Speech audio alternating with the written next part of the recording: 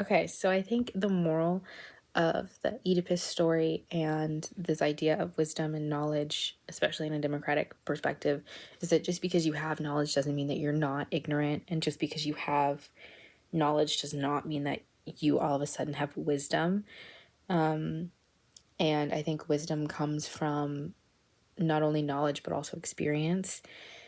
And so as a coming of age person, I do often have to humble myself and remember that just because I might know more facts about something or know have more intellectual knowledge about something does not mean that I am wise. I don't think that I am wise. That this idea that we have a very anti-intellectual culture and society here in America because, with more experience and more, what's the word for exposure, more exposure, the more questions people have. And if you start to question your beliefs and you question the values that you were raised with, and it's exactly this coming of age cycle, you enter that period of rebellion and then you're not making decisions that impact the common good as the people who have indoctrinated you into whatever it was before you reached your point of rebellion was. So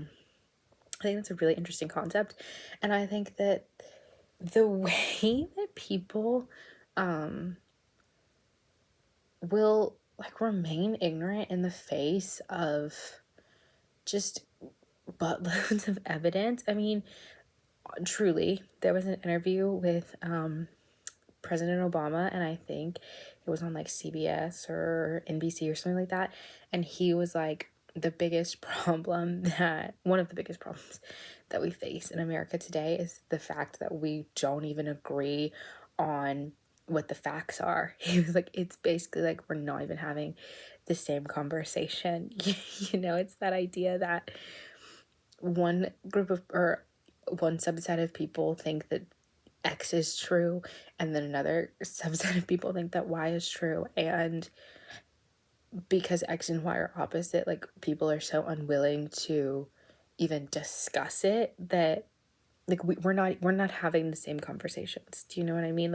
How can we how can we even fathom reaching what's a compromise when we can't even talk to each other? So, and I was like, yeah, he kind of said something, which, I mean, of course he was the president, but I was like, he's kind of smart. So yeah, I just think that I think this whole topic just supports it. Everything that's look at everything that's going on with COVID and the idea that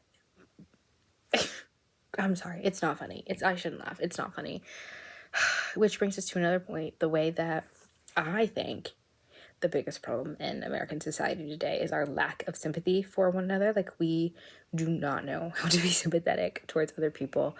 And I don't just mean in oh, that really sucks, but I mean it's so divisive. It's you either are with me or you're against me, and that is just not the way that the world works. We live in a world of gray, but everything has been so politicized now that it does feel like you need to make a decision, and you either are on one side of the fence or you're on the other, and the two sides don't talk, which, because we're so unsympathetic towards each other, we don't even want to talk to each other, which, I mean, I think I just proved because I can't think about it and not giggle about the fact that people are like, no, I don't want to get a vaccine because I'm worried the government is gonna put a chip in it and track me. And I'm like, if you're worried about the government putting a chip in you and tracking you, then don't have a phone, don't have a cell phone, do not have any electricity in your home. I'm like, they track you. You take your phone everywhere, and they track you through that phone. I mean, not even that, just your bank records, anything basically. And the idea that you think you have some sense of privacy in a post 9/11 world is crazy to me. That is funny. No, you absolutely do not.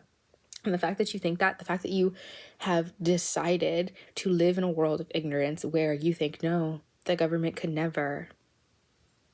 You simply have not been paying attention. I truly believe that if you are one of those people that's like, no, I'm not angry about anything, you have not been paying attention. You just simply haven't.